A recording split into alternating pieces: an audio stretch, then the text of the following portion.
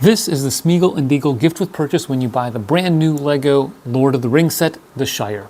The set just came out and already we are seeing prices soar on the secondary market. The average sale price on Bricklink is about $65, and if it's anything like the Fell Beast from last year, it could surpass $100. Is it really worth that much? Well, we're going to talk about that in this independent review. The box is your typical 18+ black background that shows off the best angle of the set. Many fans are a bit perplexed as to why this subject matter was chosen for a GWP given the violent nature of this scene in the movie, and I'm not going to lie, the back of the box is definitely creepy. Inside the box are 3 bags, a 6x8 black plate, and a very bent instruction manual. Ours was so mangled that we had to bend it back in order to be able to use it. The background of the instructions is a nice dark gray, and that contrasts well with the pieces used to construct the set. There's no confusion about which color you are using for any piece. One theme of this set is that the pieces that are used are not too revolutionary, but there are some that I really like being included. In bag 1, you have a fern piece, as well as this dark blue 2x2x2 slope that has appeared in 13 sets. The sand green 1x1 modified plate with a clip is making just its 14th appearance in a set.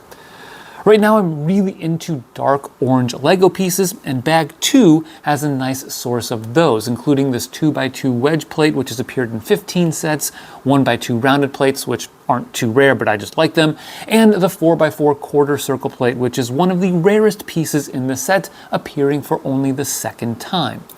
In bag 3, we get some foliage pieces and lots of reddish-brown brackets, none of which are particularly rare, but all of which I tend to run out when building mocks.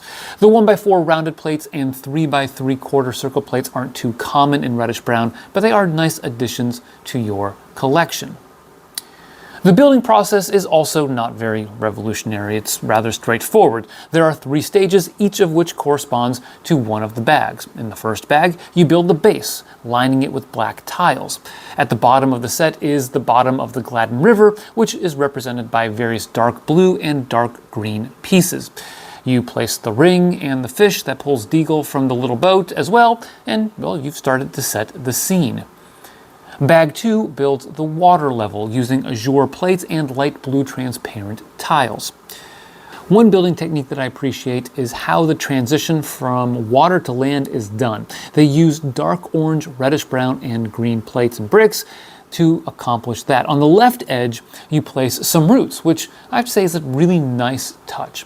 You also place a 2x2 turntable where you're going to place the small round boat that you build in bag 3. Speaking of which, the boat makes use of those reddish brown brackets I mentioned earlier, along with some bow slopes to achieve the round shape of the boat, which the back of the box reminds us is an accurate portrayal of that scene in the movie.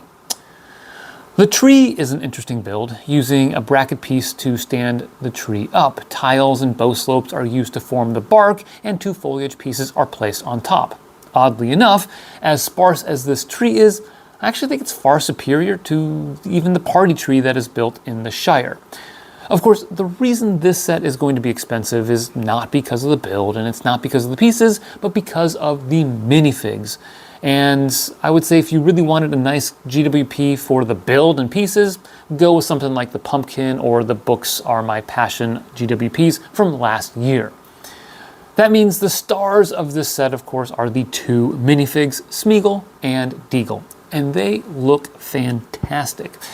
Both use dual molded legs and make use of already existing torsos and hair pieces. Smeagol's reddish-brown torso with a dark brown vest and a belt has represented Argus Filch in some Harry Potter sets. The back of the torso is suitably warm, and I'm pleased with the choice that LEGO has made here.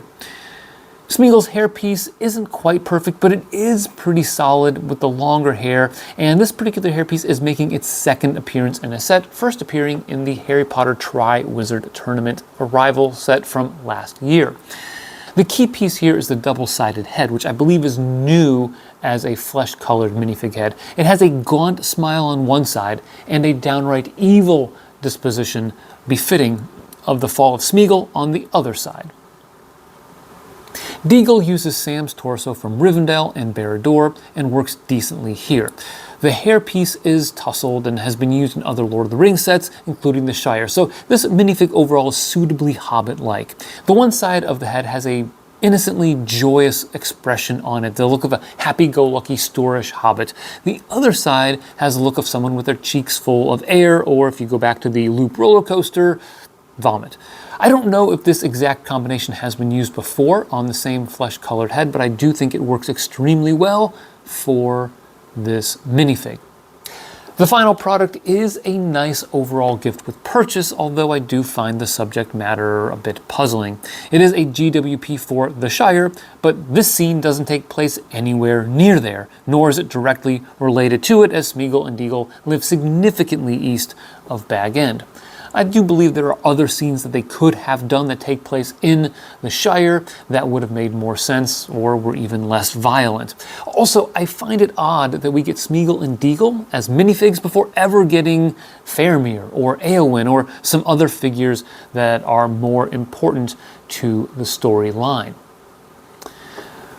One thing we do know, though, is that if you are looking for a recipe for expensive gifts with purchase on the secondary market, the ingredients are exclusive minifigs, and this set definitely has that. I know many fans are excited about these two characters because we've never seen them before in LEGO form, and as Julia picked up our copy of this set today, she noted that people were talking about it in line, and so it makes sense that people are excited to get Smeagol and Deagol. And while I like the pieces, let's be honest, they aren't that special, and neither is the build. So the question that I ask myself is, do the minifigs here warrant such a huge markup on the set? If I'm being honest, I don't really know that they do. I mean, if you have the money to overpay right now for this gift with purchase, you probably have the money to buy the Shire. I will acknowledge, though, that the $65 or even the closer to $80 to $85 that I've been seeing on Bricklink for currently available sets doesn't nearly come close to the $270 plus tax that you spend on the Shire. But if that's a huge concern, I'm not sure you're spending that much money on this gift with purchase and investing it in something else. Indeed, my sense is that this gift with purchase will only increase in price as time goes on, especially in the next 6 months to a year when supplies start to dwindle. So if you think you might regret not getting this at any point in time in the next 5 years, now is the time to get it, whether you buy it directly from the secondary market or you get it as the gift with purchase with the Shire, at which point you might want to order it soon.